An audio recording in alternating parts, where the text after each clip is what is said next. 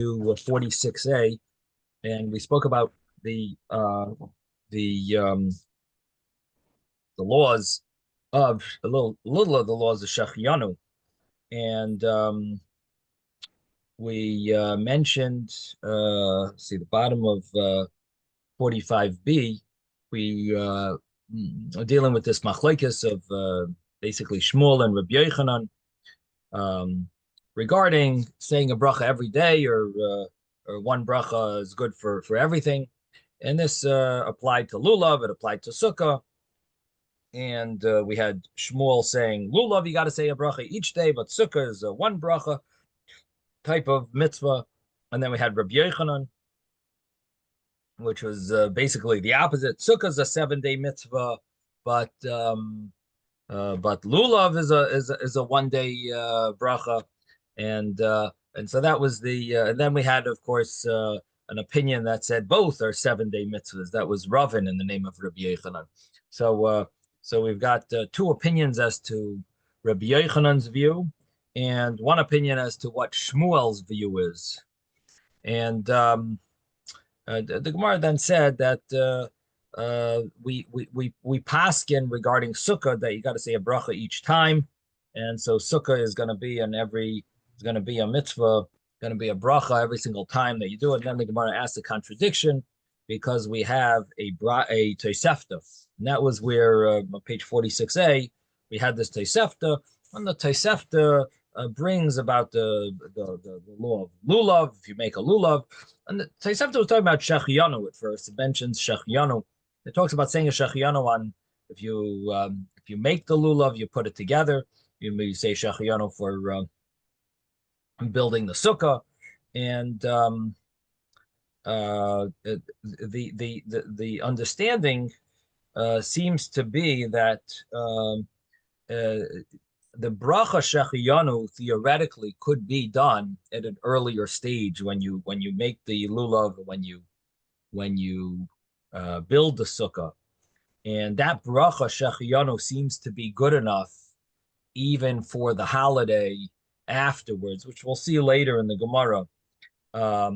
Nowadays we don't do this. We don't say a shechianu when you make the lulav. We don't say a shechianu when you build the sukkah, but theoretically that could be acceptable, and seemingly it has to do with the fact that in the olden day, it used to be even 100 years ago, it was very hard for everyone to get their own lulav.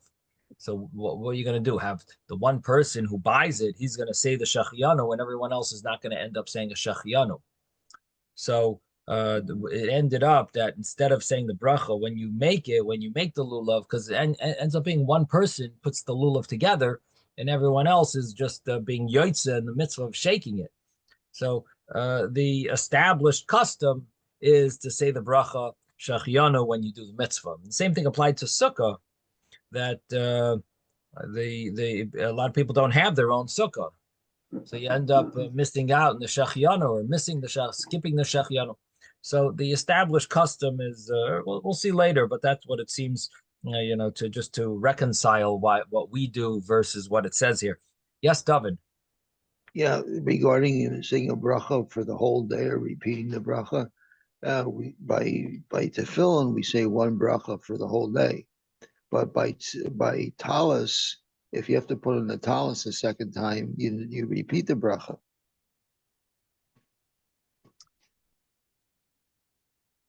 Why is that? So the thing is that it seems that by tefillin, generally you would repeat the bracha every time you take it off and you put it on. The only heter is if you have in mind you're going to put it back on shortly thereafter.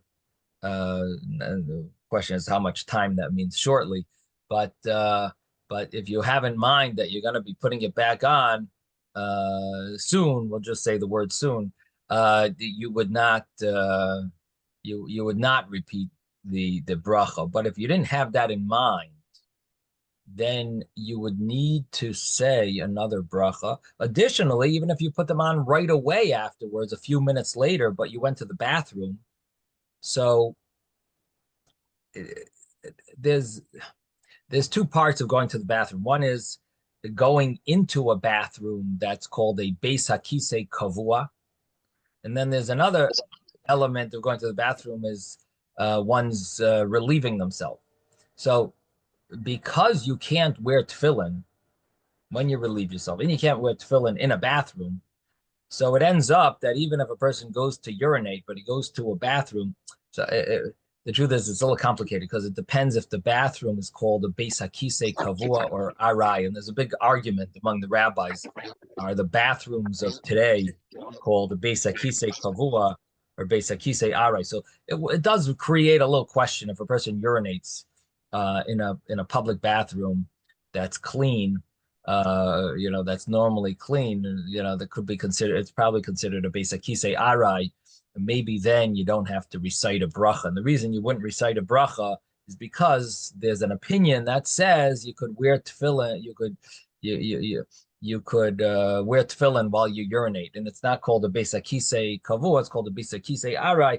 So because of that, that would be the example, the exception to the rule. You don't have to repeat the bracha. Otherwise, you would always need to repeat the bracha. So if a person relieves themselves, or a person goes into a like a children's bathroom that's always dirty, seeming even if he goes there to urinate, seemingly you should say a bracha when he puts on his tefillin. So again, because either so that's by tefillin. So you do have to repeat the bracha. The only exception to the rule of repeating of a bracha is if you have in mind that you're taking it off to put it right back on within 2 or 3 hours. So then you have a heter over there. Now, when it comes to talus, a talus you could wear so there is a difference. In the bathroom, you could wear a talus theoretically. Of course, not appropriate, but you could. Because of that, if a person went to the bathroom even to relieve themselves, or even into a bathroom that's called a beis hakisei kavua, a real bathroom, I guess you would call like a bus bathroom a real bathroom, because nothing gets, everything is inside. I guess like in a bus, or I don't know, maybe an airplane is different, but a bus, if you go into one of these outhouses where they have these temporary well, they use them for construction location bathrooms. So it's not like our bathrooms where everything gets washed away, so to speak, right after. But so these type of bathrooms, I guess you would call them beis hakisei kavuas, real bathrooms. So even if you go there to urinate, you'd have to repeat the bracha for tefillin. But for a talus, you wouldn't have a problem. You could just put back your talus on, and you don't have to repeat the bracha. But the truth is, if you do take your talus off for a long time, there is also you would need to repeat the bracha for a talus as well. Just happens to be that going to the bathroom with a talus is not a contradiction. It's not appropriate, but it's theoretically allowed, and therefore you would be able to you wouldn't need to recite a new bracha. But anyway, so I was thinking really like Erev Yom Kippur. Erev Yom Kippur. Yom Kippur, you make another bracha on You make another talus. bracha. See, yeah, that's right. That's right. Now, what would happen if you did that with tefillin? If you needed to put tefillin on, let's say, right before candle lighting on Erev Yom Kippur, let's say there was some reason, you're supposed to put tefillin on, before Yom Kippur, you want to do an extra tefillin for 2 minutes, So what would you have to say? Another bracha? Of course. You put tefillin on in the morning, and then you waited 10 hours, and now you're putting tefillin on again. You'd have to say a bracha on tefillin as well. It's the same. It's pretty much the same. The only difference is the bathroom issue. The bathroom would be a difference, and the bathroom would end up being that tefillin. You more often have to repeat the bracha, and talus less often, or never, with regard to going to the bathroom. Okay, so that would be the difference, really. And maybe there's a difference in time. I have to look it up in Shulchan Aruch. The Alter Rebbe seems to, by one of them, he says like 2 or 3 hours, and the other one he says like 1 or 2 hours, or short. Like it's a little unclear if it follows the same exact measurement of time, what it means to put it on soon thereafter. Again, like your example, you're putting a talus on right before Yom Kippur. You're talking about you waited 10 hours from the morning till the night. There, for sure, you got to say a new bracha. But what is the actual time limit? What does soon mean? You're having in mind to put it, if you have in mind to put it back on soon, what's the cutoff time for that? Is it 2 hours, 3 hours, 4 hours? So I have to look it up exactly what that would be. Of course, it's not so common. When do you take off your? The only time it is common actually would be if you take a big break on Yom Kippur during the break, where you take your talus off and then you come back to shul to put it back on. So I remember having to like look it up once or twice, Yom Kippur, like do I need to say a new bracha or not?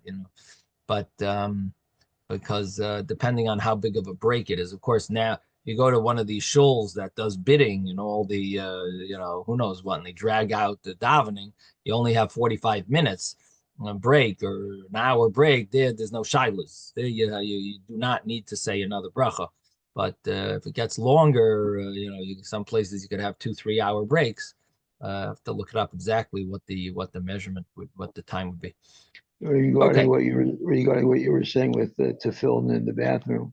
Yeah. So Rav Asda in Crown Heights, people sometimes I would sometimes ask him a question, and I would say, "Well, this is al pi halacha," and he would say, "Al pi halacha, a person could wear tefillin. I forget whether it was shel rosh or shel Oh. yad, one or the other. You can wear that in the bathroom, and Uh-huh. the other not." That was his okay, that was his line. Mhm. Uh-huh. Right. Yeah. I don't know if everyone agrees with that, but that there is an opinion, and we're machmer not to repeat the bracha in such a scenario. Um, and the truth is, even yeah, I think it's a machlokes actually. If a person goes into a bathroom that's called a beisakise kavua to urinate, um, which I think the Alter Rebbe would hold you have to say another bracha, but it could be others argue and say you don't have to say another bracha if you're just urinating. But anyway, that's the story with repeating brachas for sort of like during the same day that you said a bracha already. You sometimes have to repeat the bracha um, when you redo the mitzvah. Okay, so Rabbi, yes, just just repeat again, what is the definition of kavua versus all arai? right. Well, Beis Hakise Kavua, uh, the old bathrooms that were like outhouses were called Beis Hakise Kavuas. The excrement stays inside the room, so to speak. It's in that hole, but it's there. It doesn't get washed away. So that would make it a Beis Hakise Kavua, no questions. However, once it starts getting washed away, so there you start having questions because bathrooms that the stuff washes away well, people are careful that that the bathrooms are clean, that should be considered a Beis Hakise Arai. It's a temporary Beis Hakise. It happens to be dirty for a short temporary period, and then it gets washed away. It's called a Beis Hakise Arai. But the question really becomes once you have like a bathroom that children use often and adults that aren't really caring about the hygiene and the smell and the looks and the this, and they don't take clean up after themselves. So once the bathroom is so if that's the common situation of such a bathroom, that would probably be called a beisakise kavua, a regular beisakise, because the stuff doesn't get, even though the toilets actually cleans out what's in there, but what's around it and what's behind it, and the sides of it, and on the top, that doesn't get washed, that doesn't get cleaned up right away. And so there is where the poskim debate. And they say, well, Nowadays, it's all clean. Well, no, now that bathroom is not exactly so clean. So the place can debate if you really uh, can call that a base, like he say arai or kavua. Um, Most poskim nowadays want to claim that all bathrooms are arai because we're so clean and we're so everything, we have the whole system, how the water flushes everything out. But you could question certain ones, like you know, in certain places, if that one would fall into the category of the main poskim. I want to say that it's called that our bathrooms are called Beis Hakisei Arais. We learned about it in Tractate Brachas. I'm sure the art scroll must have a little write up over there in Tractate Brachas about it. Um, and I'm sure we could find it online. Probably the OU probably has some discussion about it, someone with the latest poskim. But that's the discussion about it. And what comes out is that the bathrooms that they use in construction sites would seemingly be called a Beis Hakisei Kavua, because that's the stuff doesn't get washed away; it stays right there. And I think a bus would be the same thing. But an airplane would, I guess, be considered arai because it does get washed away and moved into another different area, moves out of that room. Anyway, so that's my understanding of the different rules. Rabbi, wouldn't the bus also be all right? Because again, it gets washed away to a different compartment. I don't think it does get washed away to a different compartment. I mean, it's been a while since I've used a bus, but I don't think there's a flush in the bus bathrooms. I think in a bus, I think it just falls right below. I think there is a flush. Oh yeah, okay. So then I guess you're right. Yeah. It's been a while. Years ago, I took the Greyhound to Florida, New York. So it's been a while. It's been 20 years. All right. Where are we holding here? So we're in the middle of this Tosefta here. The Tosefta brings about Oisel Lulav Liatzmai, about saying Shachiyanu. Then it mentions that you say the bracha al netilas lulav when you fulfill the mitzvah. Then it says that even though you said a bracha on the first day, but you will say the bracha on future days, which is a contradiction to the understanding of Rabba Bar Chana in the name of Rabbi Yochanan, that he said a lulav is only a 1 day mitzvah per year. You only say the bracha once, and that's it. And this Tosefta argues on it. It says that lulav, you would say it kol shiva, chayzer mavar kol shiva. And then we had another contradiction about when it talks about sukkah. When you make the sukkah, again, it says about this shechiyanu bracha. And then it mentions that you say a leishev basukkah when you dwell in the sukkah. And once you say the bracha once, you don't say the bracha anymore. And that was a contradiction to both opinions of what Rabbi Yochanan said, that both opinions held that sukkah is all 7 days. You got to be continuously repeating it. And so the Gemara answered the lulav question is not really a question, because there's a difference between the time of the Beis Hamikdash, where it is a mitzvah in the Beis Hamikdash to shake lulav midoraisa every single day. Of course, you say 7 brachas.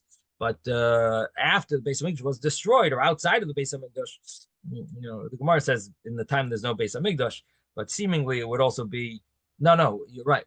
Actually, I shouldn't say that. In the time of the Beis Hamikdash, they did not have a mitzvah to shake it, unless they were there in the Beis Hamikdash all 7 days. Outside the Beis Hamikdash, it wasn't even a mitzvah d'Rabbanan. It was a 1 day mitzvah outside of the Beis Hamikdash. It was only, but after the Beis Hamikdash was destroyed, Rabbi Yochanan ben Zakkai made a decree, Zeicher LaMikdash, that you should shake the lulav every single day as a remembrance for the Beis Hamikdash, and therefore it's a d'Rabbanan. And there you would, at least there's a thought that you would say it every day. There it says, no, in Beis Hamikdash Kayim, you only say one bracha according to Rabba Bar Chana's understanding of Rabbi Yochanan. So that answers the lulav contradiction. What about the sukkah contradiction? So with regard to the sukkah contradiction, we said, well, it is a machlokes tanoim. And because it's a machlokes tanoim, it's not surprising that Rabbi Yochanan might say different than this Tosefta, because this Tosefta follows one of the tanoim, and Rabbi Yochanan follows the other tana.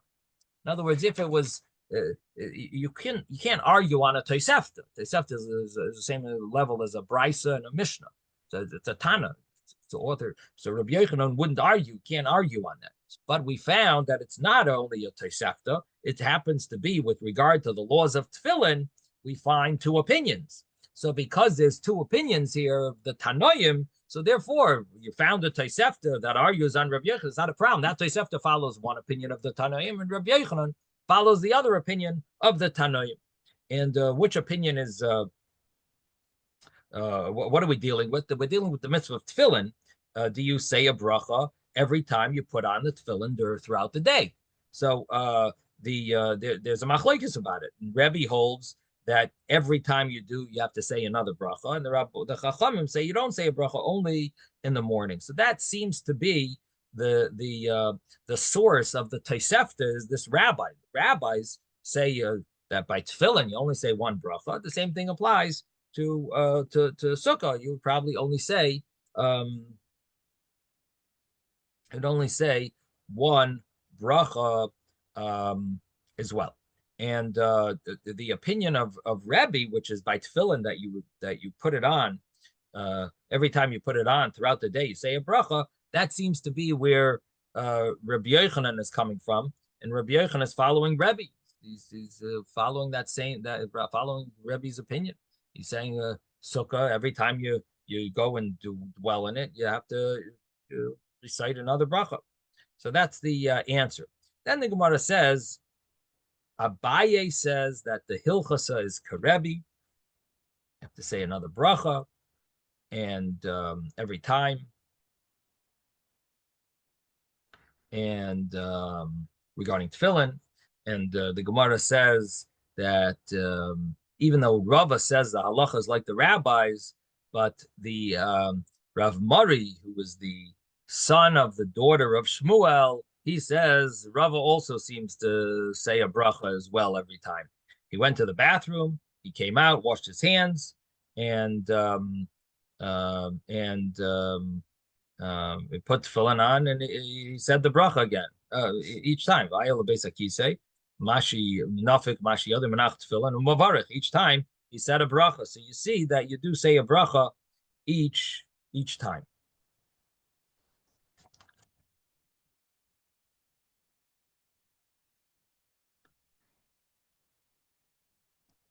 Now the Gemara then says, and we also follow this opinion, and therefore we say the bracha on Sukkah all 7 days. In other words, the Gemara had compared Sukkah to tefillin. So the Gemara says, so the halacha follows Rebbe's view, so we also have to follow it regarding Sukkah. And then Mar Zutra says that Chazina, I saw that Rav Papi, every time he put tefillin on, even many times a day, he would say a bracha, just like the same thing that we're following, following Rebbe. And then it mentions that the Rabbanan Devei Rav Ashi, whenever they would be mamashmish, they would say a bracha. We mentioned that there's two understandings of what Devei Rav Ashi was doing. Either what they were doing was they would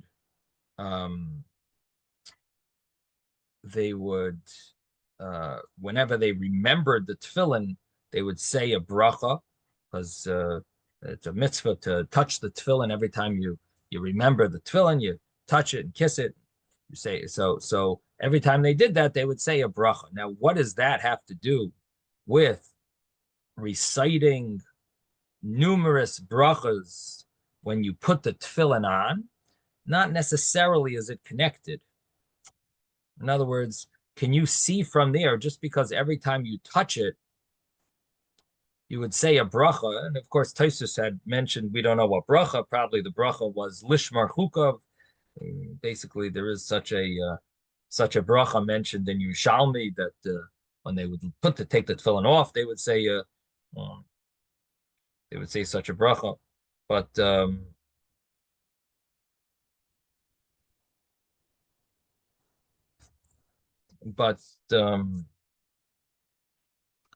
but anyway, the question is, does this prove the point? Let's say they did it every time they would be mamashmish buhu. Every time they remembered, they would say the bracha.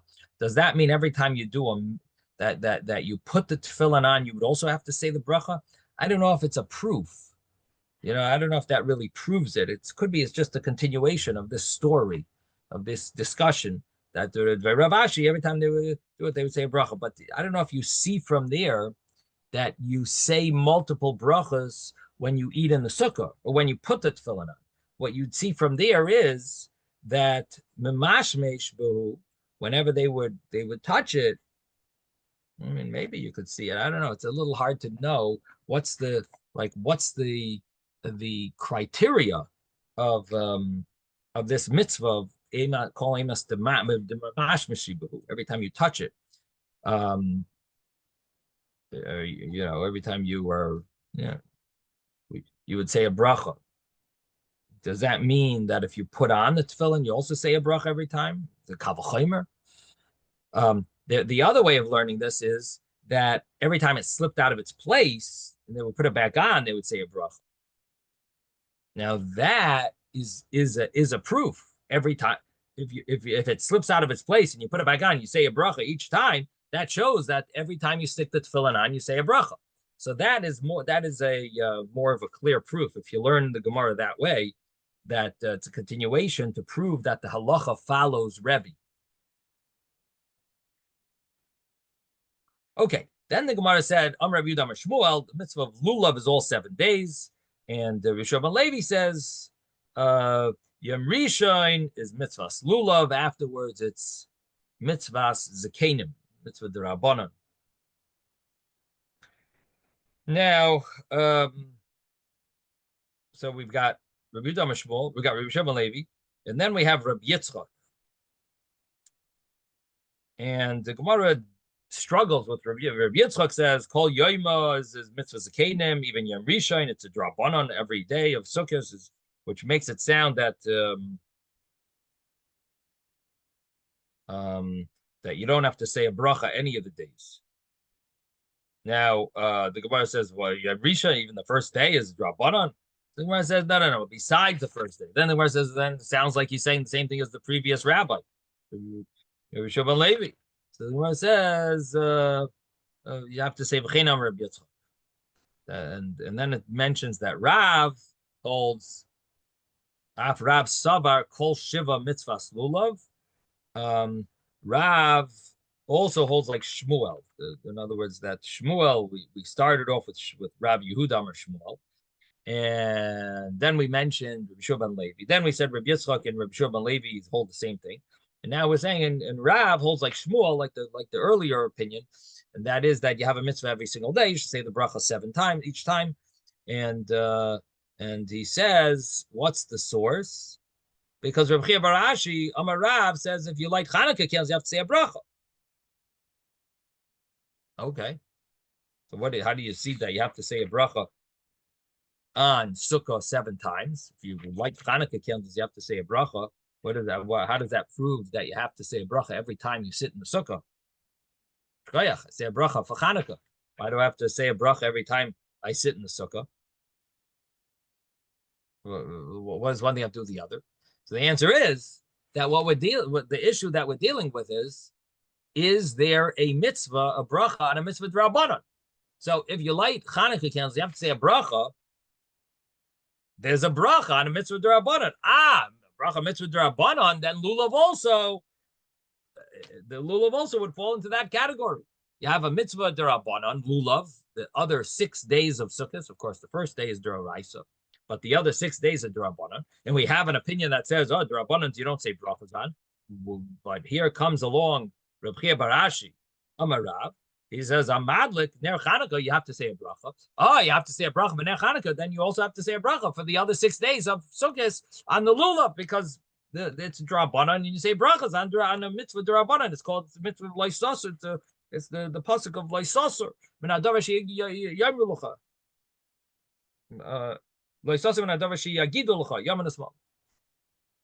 Don't go away from the matter that they tell you to the right or to the left. So that is the or as we'll see that there's another pasuk shalavicha. Anyway, so there's a source that you have to that you say a bracha. You could say a bracha on a D'Rabbanan.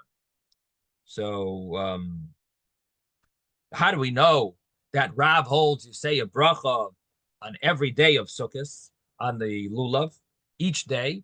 We know it because he says the halacha by Chanukah, so we know that he holds that same thing by lulav, because it's the same thing. You say bracha D'Rabbanan. So that's the Gemara's proof that you would say a bracha on a D'Rabbanan.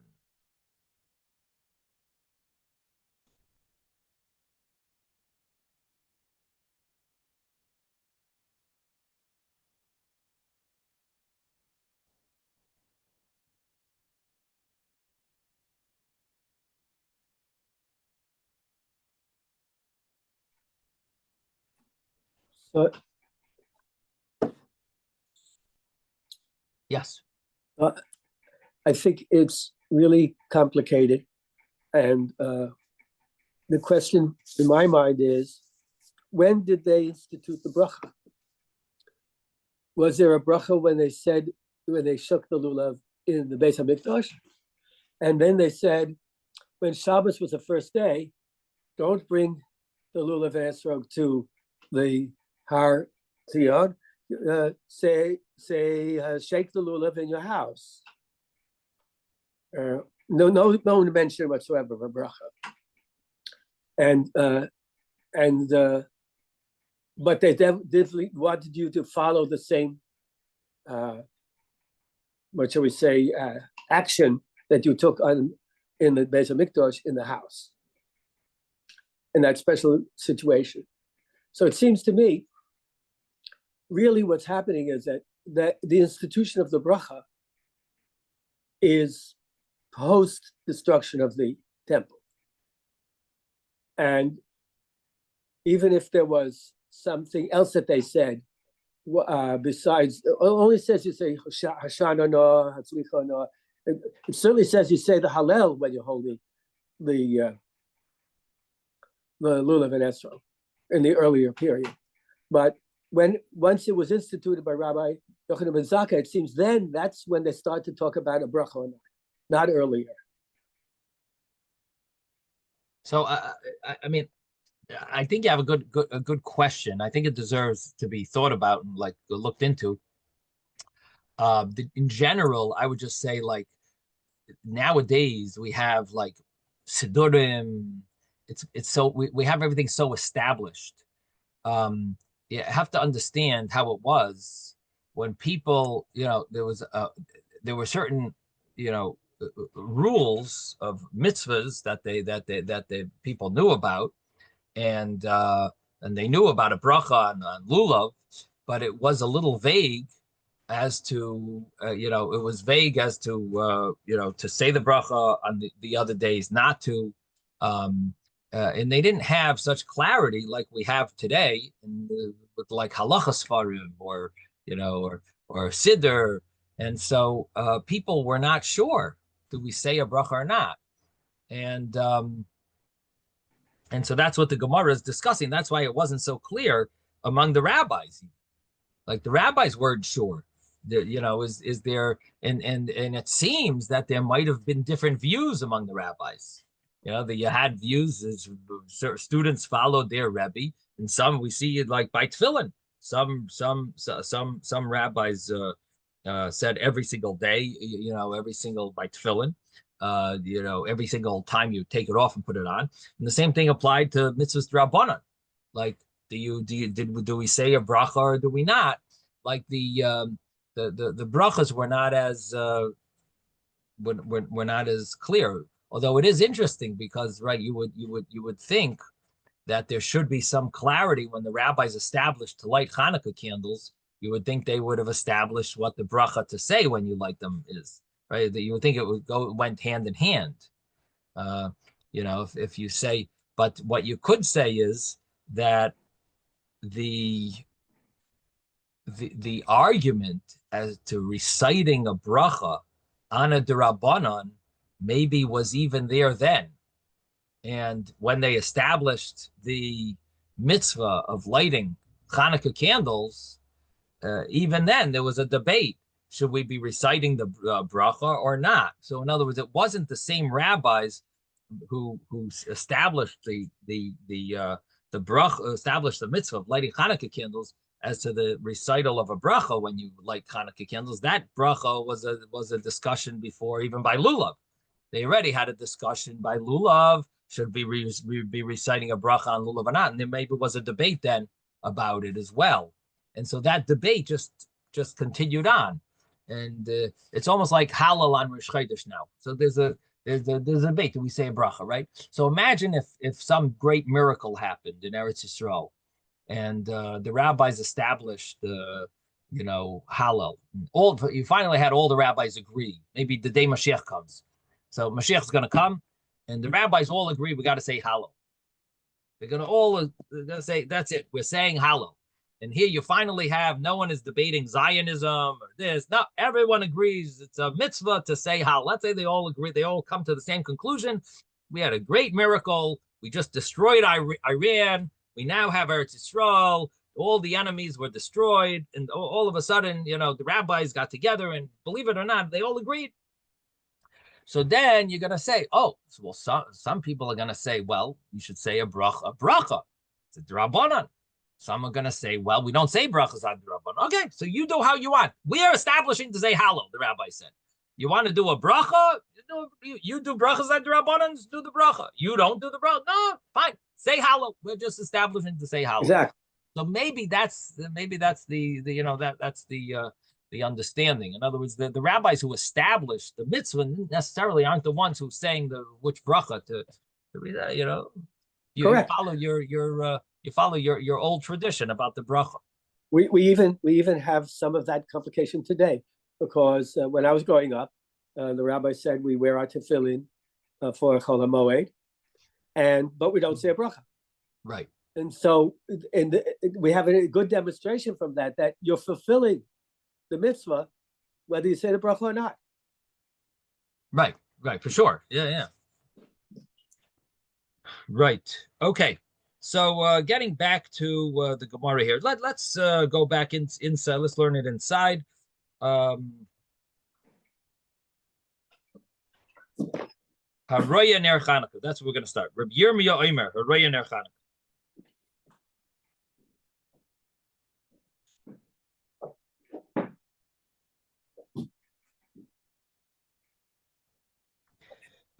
We are 3 lines before the four lines before the wide lines on page 46A.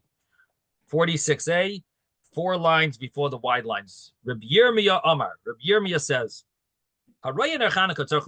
person who sees the lights of Hanukkah, sees Hanukkah candles, Hanukkah menorahs lit, so he needs to say a bracha. And the Gemara says, what bracha does he say? So the Gemara says, I'm Rabbi Yehuda. Rabbi Yehuda says, person who lights the candle says 3 brachas. Of course, the bracha lahadlik ner. We'll soon see. He says 3 brachas. Person who sees Hanukkah candles says 2 brachas. After the first night, the madlik mavarech shtayim, person who lights it says 2 brachas, recites 2. The person who sees says 1 bracha. What bracha? Bracha asher Hashem says lahadlik ner Hanukkah. Where did they command us? Eloi Sasser from the pasuk of Al Pe'ader Sherucha Al Mishpat Sheyagidu L'cha Yamanus Sheyaman L'cha Tase Eloi Sasser from David Sheyagidu L'cha Yamanus Mo. So it says don't go away, don't remove yourself from the matter that they tell you. So Eloi Sasser is a obligation. It's a tzivoy. Rav Nachman Bar Yitzchok Amar Sha'al Avicha V'Yagetcha. Nachman Yitzchok says that we have an obligation to listen to the rabbis because it says Sha'al Avicha, ask your father's Avicha, your father V'Yagetcha, and he will tell you. Zekenecha V'Yom Melach, your elders, and they will tell you. And we see from here that you have a mitzvah to ask that they should follow them. Then the Gemara says, Rav Nachman Bar Yitzchok. I'm sorry, Rav Nachman Yitzchok, Masila Behedyer. Rav Nachman Yitzchok says very clearly, Amar Rav, in the name of Rav, Kol Shiva Mitzvahs Lulav. That not like we said before, that you see from Rav's statement about Hadlakas Ner Chanukah, that Sukkah you would need to say the bracha every single day of Sukkot for the lulav, the lulav, I should say. Lulav, you have to say the bracha each day. You don't have to prove it from Ner Chanukah. Rav Nachman Yitzchok learned it clear outright that Amar Rav, Masla Behedya, Amar Rav, Kol Shiva Mitzvahs Lulav. He learned it outright that Rav said this clearly. No, it's not that we deduce it from some other statement of Rav. This is a very, he said it directly. Spoke about lulav. He said kol shiva, every single day you got a mitzvah, even though it's rabbanon. You say a bracha on the mitzvah of lulav. Okay, so that is the discussion here about the light, the seeing Hanukkah candles that we were mentioning that you see on a drabanan. Lighting Hanukkah candles, really. From lighting Hanukkah candles, you see a drabanan, you say a bracha on a drabanan. But then the Gemara got into, so what brachas do you say? And also if there's a bracha for seeing the Hanukkah candles. Now, when we talk about seeing Hanukkah candles, it's not common for us to make a bracha when you see Hanukkah candles. So Rashi over here says that this is referring to someone shaloi hidlik beveisoi. He didn't light in his house, and he's going in the Rishus HaRabim. He sees other entrances that have these Hanukkah candles at their entrance. The official rule was it's supposed to be at the entrance of the house. So you're supposed to recite on the Re'iyah Harishayna. The first one you say a bracha. The first night you say two brachas. Now, what are the brachas you say? So you obviously cannot say lahadlik ner Chanukah or lahadlik ner shal Chanukah. You can't say that. And the reason is because you didn't light. You're not lighting. You can't say the bracha lahadlik ner. But you could say the shehachiyanu and the she'asa nisim. Now, we say she'asa nisim first and then shehachiyanu. I'm not sure why, why Rashi over here says it like in the opposite order, Shachiyanu and Sha'asa Nisim. You think you should say it we always say Sha'asa Nisim first and Shachiyanu after. But anyway, bottom line is the Raya is not saying the bracha l'hadlik ner. He says the other two. You see in the back. I just wonder if they quote this Rashi. Mem Amud Aleph. No, he doesn't quote it. So so it says that that we're dealing with someone who didn't light in their house and they see. So the question would be, what happens if you're in an area where you're not you don't have a house? You're sleeping on a bus. You're on a bus overnight. You're on a plane.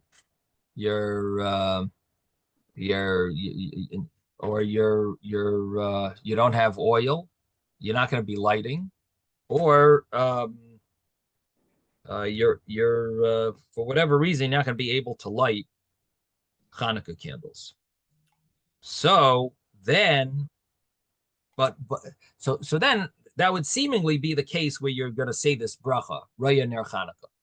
But the question would be, now, of course, if you're on a plane, you're probably not going to see a Ner Hanukkah either. But maybe if you're on a bus, you'll see Ner Hanukkah. But the question would be, what if they're lighting for you in your house? If they're having you in mind in your house, in your house, so they're lighting for you. So would you then still fall into the category of a Roya Ner Chanukah or not? In other words, to what extent does Roya Ner Chanukah is it obligated? What point are you fully obligated? To what extent do you have to not light in order to be obligated in being a Roya Ner Chanukah? Does it apply if you're not lighting? You're not gonna get home till after it's too late to light. So then you fall under the category of a Roya Ner Chanukah, that you'd have a mitzvah to, when you see other people's Ner Chanukah, you'd say a bracha. Or if they're lighting for you in your house, is that good enough? So there are obviously such opinions that only if they're not lighting for you in your house, then then of course you definitely have to be you're a Roya Ner Chanukah, you'd say a bracha. But the Mishnah Berurah brings down that there are poskim that hold that even if you know that they are going to light for you in your house, since you're not lighting and you're not participating with someone else who's lighting, with you, to know that they're lighting for you in your house, but that's it. So there you would have to say a bracha on the Re'iyah to thank Hashem for the Nes and Shechianu. So it turns out it's a machlokes, really. And the Mishnah Berurah concludes Savik brachas lahakil, that the problem to say a bracha, because we don't want to say a bracha that might be a bracha l'batala. It's an argument. The problem is if they're lighting for you in your house, then it's problematic to say a bracha on when you see it. So what's better? Should you tell them, don't have me in mind? Or should you, and then you say a bracha for seeing? Or is it better that they have you in mind in your house and you'd fulfill fulfill the mitzvah, hopefully by them, the fact that they're lighting for you in your house. So obviously it sounds like it's more ideal that they're going to have you in mind and you'll fulfill the mitzvah. That's where you live. They're lighting for you, having you in mind. That's seemingly the best option. And even though you're now not going to be able to say the bracha when you're a Roya Ner Chanukah, but nevertheless, that seems to be a better option, because there at least you're fulfilling the mitzvah of lighting. You can't say the bracha Roya, but you're at least fulfilling the mitzvah of being madlik. Yes, Jeffrey. So you discussed earlier that it's a minhag that we say a bracha on to light the candles in shul. Sure. So we were traveling. We brought a menorah and candles with us, and you can't do it. Can't even ask permission anymore in a hotel to do it, because they'll think you're crazy and then won't trust you. So we went to shul. Wait. They'll think you're crazy for asking or for lighting. I think any nowadays that you would even say to them, I want to have an open flame in your lobby or in my room, because they have a smoke detector. They have all kinds of rules now. So I wouldn't even ask. And so we went to shul, and we brought along our menorah and our candles. And I listened. I said, "Amen."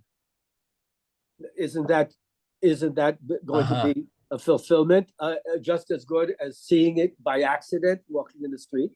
But then I said to the rabbi, after the davening was over, maybe we should light our menorah here now. He said, "No, you'll come to my house." And we went to his Uh-huh. house, and I said amen again. Uh-huh. So you didn't light it in the house, in his house? No, he lit, and we were part of the ceremony. So it's as Uh-huh. if it was our Right. our house, and he You're said, mishtatif, like he Yeah, he he had allowed me. you He to had me own hold some it. of the oil. He had Right. me hold the candle he was going to light with first. Uh-huh. Right. So that's the case here where you're mishtatif beprita. You sort of like participate by giving him a pruta, you know. That's the concept if you're Well, mishtatif. we gave someone lighting. Hanukkah gel to all the children. Right. So Right. I mean, in modern times, it happens a lot. Every year, I hear Uh-huh. about So traveling. I don't know if you have to be so nervous of these hotels just because you have an open flame, um, that the smoke detectors are gonna it's gonna go off, that everyone's gonna run out of the hotel. I mean, I light many times in nursing homes. Of course, I tell them because in the nursing And you home, probably do it in a I don't big want room. the You do fire it in a big department room. coming. There's always somebody there to see in a big room. But if you're in your motel room, you don't light the candles and leave. So you come No, back. no, right. Okay, Okay. yeah. And the same thing with Please. Shabbos candles. Uh-huh. Right. We once went to a hotel that had an outdoor corridor that was protected, and we lit it outside in the outdoor corridor because Uh-huh. it had like a glass wall Mhm. dividing the walk space from the outside, from the parking area. Uh-huh. And Right. I didn't think anybody would have any objections there. We could stay and wait Uh-huh. and watch it. So we did that. But we're always traveling that time of year. It's very common because people have Right. vacations that time of year.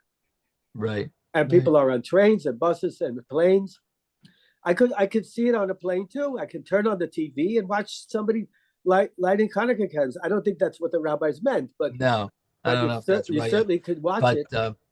right. The question really would be nowadays that we have electric menorahs, Yes, and of course, none of the poskim want to allow it yes. and say it's kosher. But if someone is stuck on a plane, it would seem that they should still turn on a battery operated type of menorah and at least fulfill the mitzvah potentially. In other words, the rabbis don't want to endorse and say it's okay because there are a few questions if you can Yeah. fulfill it that way or not. You know that but it's not 100% wrong that you're definitely not fulfilling the mitzvah.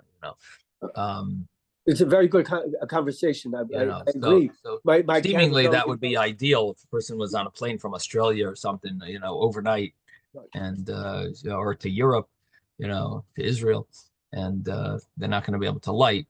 It would seem that they should bring a battery operated menorah and light it.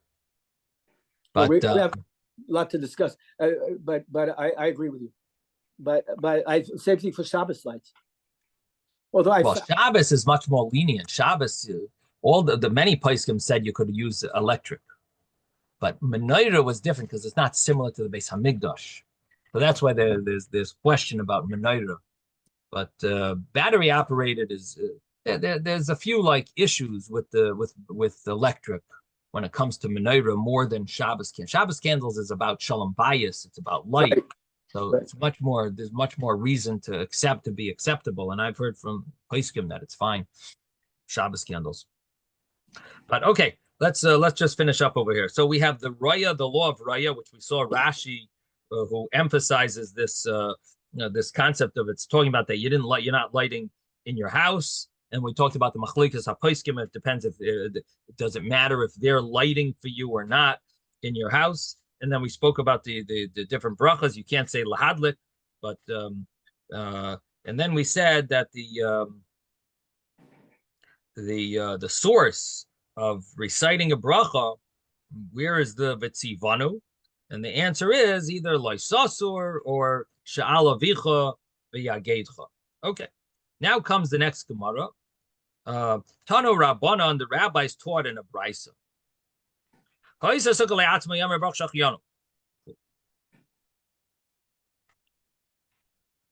Person who builds a sukkah themselves, they say shechion. Nichnas leishiba, when you go to dwell in it. Aimer baruch hashem kedeshanu chulu.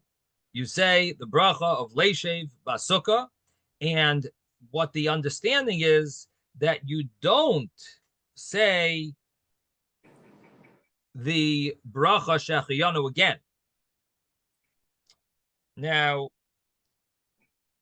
Hoisa Asuya V'Oimed. That's what happens if you have a sukkah that's already there. It's built there from before.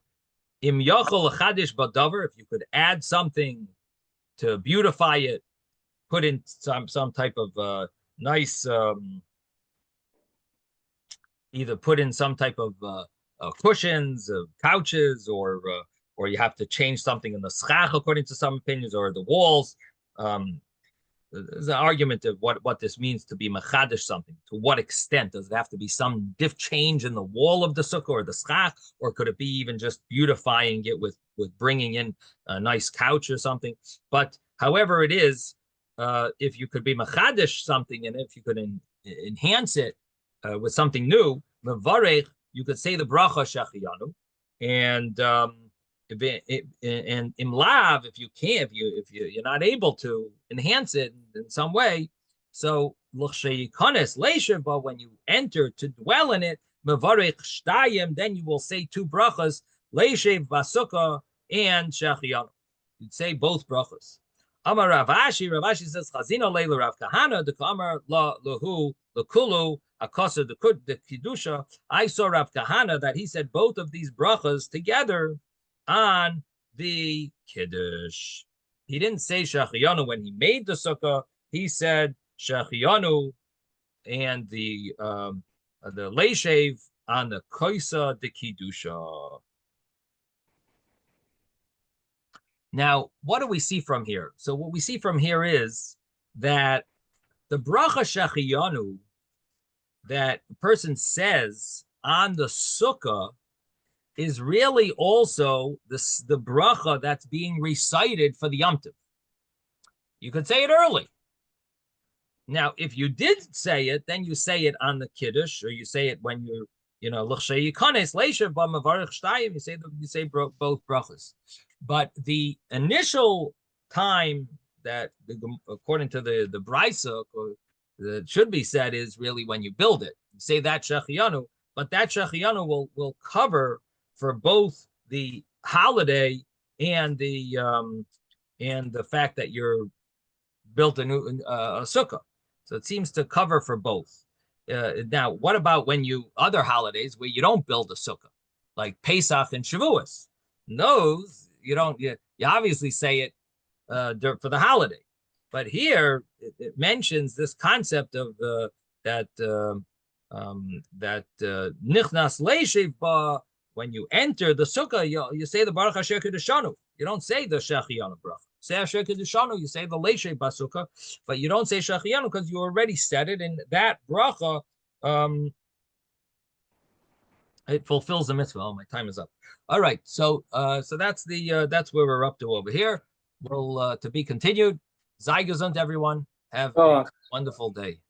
You too. You too.